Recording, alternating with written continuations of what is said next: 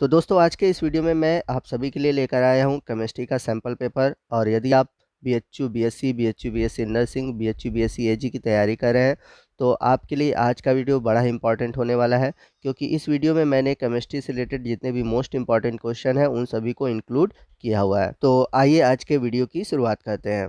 तो हमारा आज का पहला प्रश्न है, संपर्क विधि से किसका निर्माण होता है। तो बहुत सिंपल सा क्वेश्चन है, संपर्क विधि से H2SO4 का निर्माण होता है। और इससे एक क्वेश्चन और बनता है कि संपर्क विधि में कौन से उत्प्रेरक का प्रयोग किया जाता है।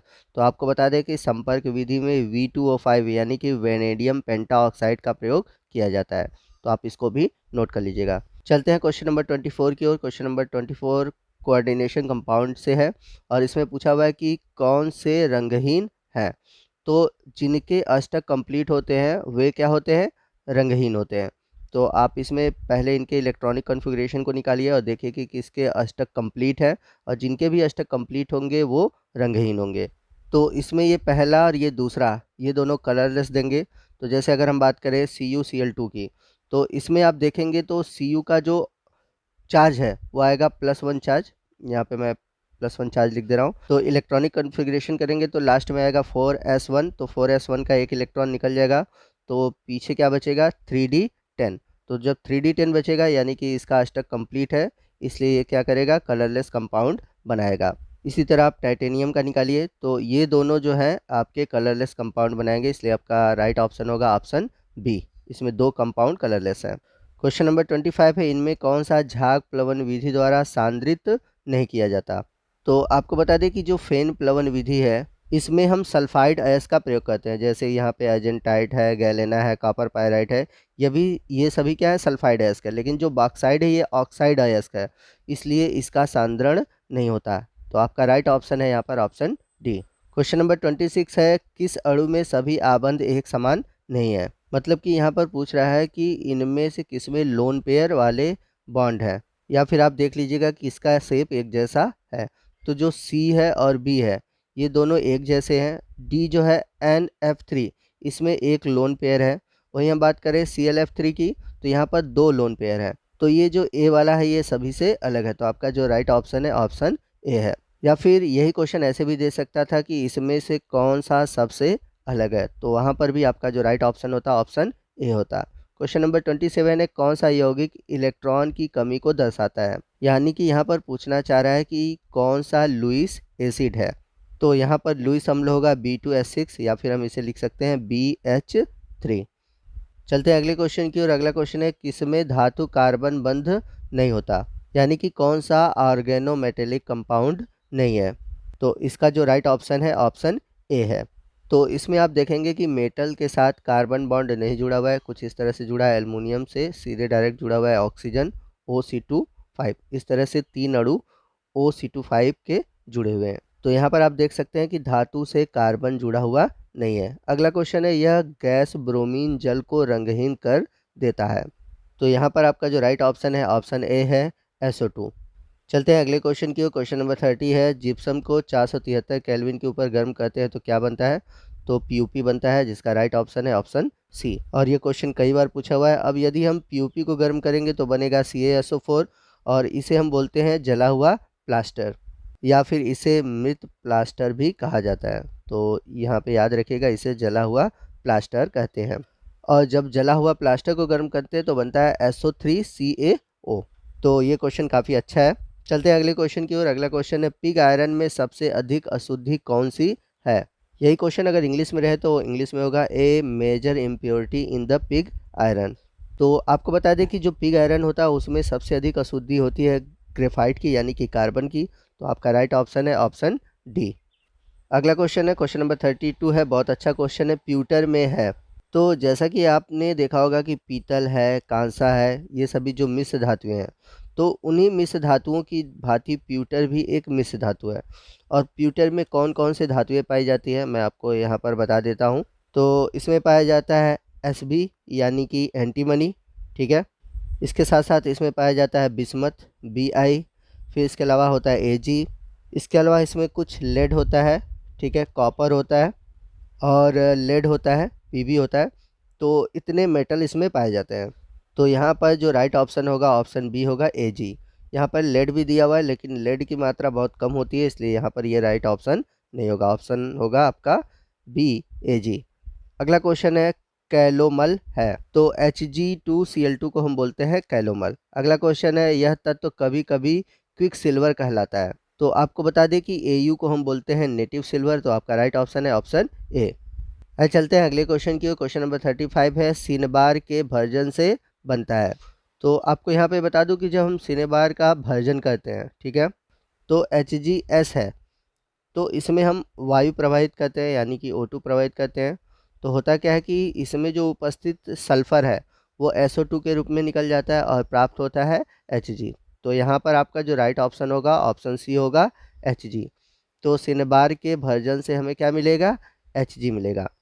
अगला क्वेश्चन है जिप्सम है, तो CaSO4.2H2O ये जिप्सम है। जब 2H2O होता है तो वो जिप्सम होता है, और CaOCl2 है तो ये आपका है ब्लीचिंग पाउडर। अब चलते हैं अगले क्वेश्चन की ओर। क्वेश्चन नंबर 37 है फार्मेलिन इसका विलयन है। तो ये क्वेश्चन BHU में कई बार पूछा हुआ है। तो जो फार्मेलिन है वो फार्मेल्डिहाइड का 40% जलीय विलयन है, तो आपका राइट ऑप्शन है ऑप्शन ए। तो आपने बायोलॉजी लैब में देखा होगा कि जो जंतु होते हैं वो फार्मेलिन के सोल्यूशन में रखे होते हैं, जिसके कारण वो सड़ते नहीं है। तो वो जो सोल्यूशन होता है वो फार्मेलिन का ही होता है। चलते हैं अगले क्वेश्चन की ओर। अगला क्वेश्चन है सूरजमुखी के तेल के साथ NaOH की अभिक्रिया कहलाती है।